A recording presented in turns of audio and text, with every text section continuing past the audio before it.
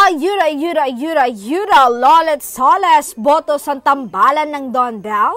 Say nga ni Lolet Soles, nakikita ko naman itong aktor ay seryoso sa babae. Well, sana nga dahil seryoso sila, kasal maging ending nila at mas maganda yon para sa kanilang dalawa.